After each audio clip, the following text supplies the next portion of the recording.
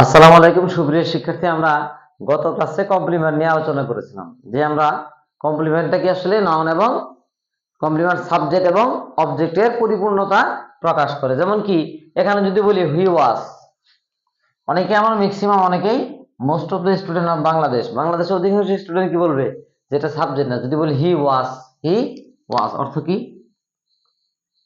হি ওয়াজ। যদি বলি সে ছিল, কারণ এটা তো বাক্য করা, তো সে ছিল এটা তো কি ছিল, ঠিক আছে, প্রশ্ন করতে পারি সে ছিল। বা যদি বলি হি সে হয়, এটা তো বাক্য না, এটাও অনেকে আমরা বলবো কি এটা বাক্য না, কিন্তু এটা বাক্য। এটা কি বাক্য পরিপূর্ণ, কিন্তু বাক্য হওয়ার জন্য শর্ত হচ্ছে সাবজেক্ট এবং ফাইনাইট ভার্ব। ফাইনাইট ভার্ব কাকে বলে এক কথায় যেটা টেন্স চেনা যায়। ওয়াজ কি? হি ওয়াজ, এটা past indefinite tense. He is, এটা প্রেজেন্ট ইনডিফিনিট টেন্স। তাহলে ডেফিনেটলি এটা কি সেন্টেন্স।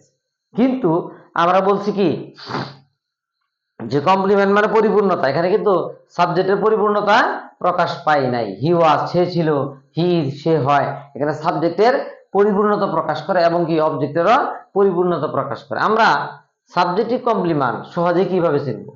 সাবজেক্টিভ কমপ্লিমেন্ট, সাবজেক্টের পরে যে কমপ্লিমেন্টটা হয় এটা সহজে কিভাবে চিনবো? সহজে চিনবো, তাহলে লিখছি আমরা সাবজেক্টিভ কমপ্লিমেন্ট চেনার সহজ উপায়। কি করতে পারি? যে am, is, are, was, were যখন মূল ভার্ব হিসেবে ব্যবহৃত হয়, এম, ইজ, আর, ওয়ার যখন মূল ভার্ব হিসেবে ব্যবহৃত হবে, তখনই আমরা ধরে নেব কি ওই সাবজেক্টটা কি। যখন আমরা তখন এম, ইজ, আর পর্যন্ত যখন কি হবে মূল verb, am, is, are, were যখন মূল ভার্ব হিসেবে ব্যবহৃত হবে এবং তারপরে একটা শব্দ থাকবে, তখন আমরা সেটা কি বুঝবো? তখন আমরা সেটাকেই কমপ্লিমেন্ট ধরে নেব। এটা হচ্ছে সাবজেক্টিভ কমপ্লিমেন্ট চেনার উপায়। সাবজেক্টিভ কমপ্লিমেন্ট চেনার উপায়। এরপরে আর কমপ্লিমেন্ট কোন পার্ট বিশেষে আমরা আলোচনা করছিলাম? নাউন এবং অ্যাডজেক্টিভ। নাউন এবং অ্যাডজেক্টিভ আমরা এখানে বলতে পারি হি ইজ গুড, বাক্য হয়ে গেছে হি ইজ গুড, বাক্য হয়ে গেছে। এখানে এটা হলো অ্যাডজেক্টিভ, আর এখানে পেয়ার কি বয় নাউন। তাহলে কমপ্লিমেন্ট কি হয়? নাউন এবং অ্যাডজেক্টিভ হয়। সাবজেক্টিভ কমপ্লিমেন্ট চেনার উপায় সহজ উপায় কি দেখবো? যে am, is, are, was, were এগুলো মূল ভার্ব হিসেবে ব্যবহৃত হবে। মূল ভার্ব হিসেবে ব্যবহৃত হয়ে তারপরে যে শব্দ হবে, তারপরে যে শব্দটা বসবে, এটাই কি? এটাই হচ্ছে সাবজেক্টিভ কমপ্লিমেন্ট। এই যে এম, এই যে ওয়াজ, এখানে মূল ভার্ব, এটা past indefinite tense. He is, এটা প্রেজেন্ট ইনডিফিনিট টেন্স। তাহলে আমরা কি বলবো? যে এম, ইজ, আর, ওয়াজ, আর যখন মূল ভার্ব হিসেবে ব্যবহৃত হবে এবং তারপরে একটি নাউন বা কি বসবে অ্যাডজেক্টিভ বসবে, তখন সেটা সাবজেক্টিভ কমপ্লিমেন্ট। ওই কমপ্লিমেন্টটা কি বলবো? এই যে বয়টা সাবজেক্টিভ কমপ্লিমেন্ট, প্লেয়ারটা সাবজেক্টিভ কমপ্লিমেন্ট। যদি পুরোটা হয়েছে প্লেয়ার নাউন ফ্রেজ, কিন্তু মূলত আমরা এই নাম প্লেয়ারকেই মডিফাই করো, প্লেয়ারটাকেই মডিফাই করো বয়, এই বইটা কি সাবজেক্টিভ কমপ্লিমেন্ট। আবার আমরা অবজেক্টিভ কমপ্লিমেন্ট কিভাবে চিনবো?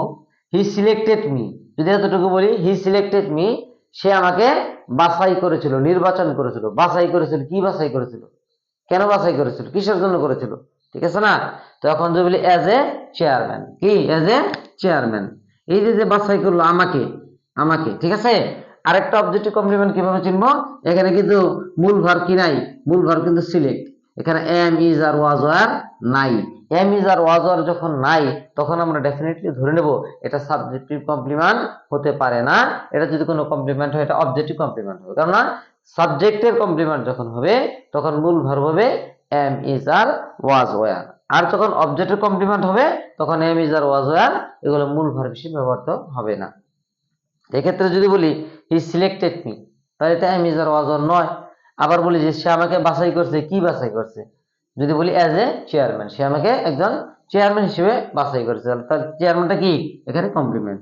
আর এই কমপ্লিমেন্টটা কার পরিপূর্ণতা প্রকাশ করছে? এই যে আমাকে, আমাকে যে বাছাই করলো, কেন বাছাই করলো? আর এখানে যদি বলি হি ওয়াজ, সে ছিল, কি ছিল? হি ওয়াজ এ প্লেয়ার, এখানে সাবজেক্টের পরিপূর্ণতা প্রকাশ করছে, এখানে অবজেক্টের পরিপূর্ণতা প্রকাশ করে। তাহলে মূল কথা কমপ্লিমেন্ট কি? এটা সাবজেক্টের পরিপূর্ণতা প্রকাশ করে, অবজেক্টের পরিপূর্ণতা প্রকাশ করে। যখন সাবজেক্টের পরিপূর্ণতা প্রকাশ করবে তখন বি ভার্বের পরে বসবে, আর অবজেক্টের পরিপূর্ণতা প্রকাশ করলে অবজেক্টের পরে বসবে।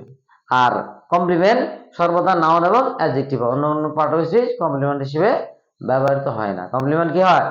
নাউন এবং অ্যাডজেক্টিভ হয়। সবাই ভালো থাকবেন, আল্লাহ হাফেজ।